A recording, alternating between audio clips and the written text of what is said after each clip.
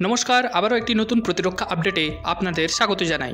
ভারত দিন প্রতিদিন যেভাবে বিভিন্ন রকমের অস্ত্র আবিষ্কার করে চলেছে তা গোটা বিশ্বকে তো অবাক করছেই, তার সাথে ভারত নিজের শত্রু দেশগুলির দুশ্চিন্তাও বাড়িয়ে তুলছে। কারণ এবার ভারত এমন একটি অস্ত্র আবিষ্কার করেছে যা ব্যবহার করলে শত্রু দেশগুলির ফাইটার জেট, মিসাইল নিমিষের মধ্যে ধ্বংস তো হবেই, তার সাথে ভারত নিজের অস্ত্র ভাণ্ডারের গোলা বারুদ, বিধ্বংসী পারমাণবিক হাতিয়ার ব্যবহার করতেও হবে না। কিন্তু এই অস্ত্রটি কী তা আজ আমরা এই ভিডিওতে জানব।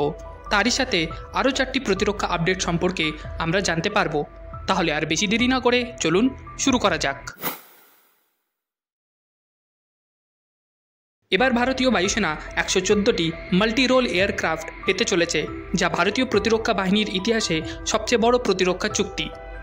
এর জন্য ভারত ফ্রান্সের সাথে গভর্নমেন্ট টু গভর্নমেন্ট চুক্তি করবে এবং ভারতেই মেক ইন ইন্ডিয়া প্রজেক্টের অন্তর্গত 114টি যুদ্ধবিমান তৈরি করা হবে। বিগত এক দশক আগে অর্থাৎ 2016 সালে ভারত এবং ফ্রান্সের মধ্যে 36টি রাফায়েল যুদ্ধবিমান নিয়ে চুক্তি করা হয়েছিল। তখন অবশ্য ভারতের 126টি যুদ্ধবিমানের প্রয়োজন ছিল, কিন্তু সেই সময় 36টি যুদ্ধবিমানেরই অর্ডার দেওয়া হয়। কিন্তু বর্তমান সময় পুরনো MiG-21 যুদ্ধবিমানকে ইন্ডিয়ান এয়ারফোর্স থেকে ধাপে ধাপে অবসর দেওয়ার জন্য বায়ুসেনা বাহিনীতে যে শূন্যস্থান তৈরি হয়েছে তাকে পূরণ করার জন্যই এই চুক্তি করা হচ্ছে।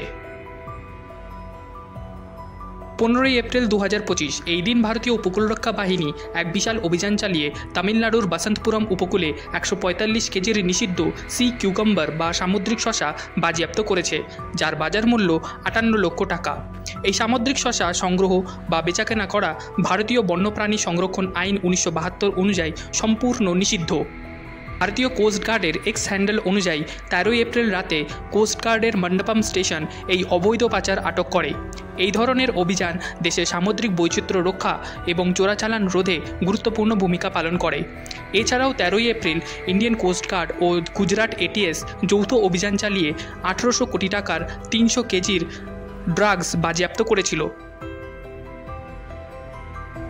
ভারতের মাটিতে এশিয়ার বৃহত্তম গোলাবারুদ নির্মাণ কারখানার তকমা পেল উত্তরপ্রদেশের কানপুরে অবস্থিত আদানি ডিফেন্স অ্যান্ড এরোস্পেস কোম্পানির আর্ম ম্যানুফ্যাকচারিং ফ্যাসিলিটি। কারণ বর্তমানে এই কারখানার বার্ষিক 15 কোটি রাউন্ড গোলাবারুদ উৎপাদন করতে পারে, যা ভবিষ্যতে 30 কোটি রাউন্ড করার পরিকল্পনা রয়েছে। এছাড়াও এই কারখানায় বিশ্বব্যাপী সামরিক ও নিরাপত্তা বাহিনী দ্বারা ব্যবহৃত রাইফেল, কারবাইন এবং পিস্তলের জন্য 5.56 × 45 mm, 7.62 × 51 mm, 9 × 19 mm সহ বিভিন্ন বহুল ব্যবহৃত ছোট ক্যালিবারের গোলাবারুদ তৈরি করে। এছাড়াও আদানি ডিফেন্সের কারখানাটি 155 mm আর্টিলারি শেল বছরে 1,50,000 রাউন্ড উৎপাদন করতে পারে, যা ভারতীয় সেনাবাহিনী ছাড়াও বিশ্বের অন্যান্য দেশের সেনাবাহিনীর চাহিদাও পূরণ করবে। এবার ভারতীয় সেনা তার পুরনো আর্টিলারি গান সিস্টেম বোফোর্স FH-77কে অবসর দিয়ে নতুন ও অত্যাধুনিক আর্টিলারি গান সিস্টেমকে সেনাবাহিনীতে যুক্ত করতে চলেছে।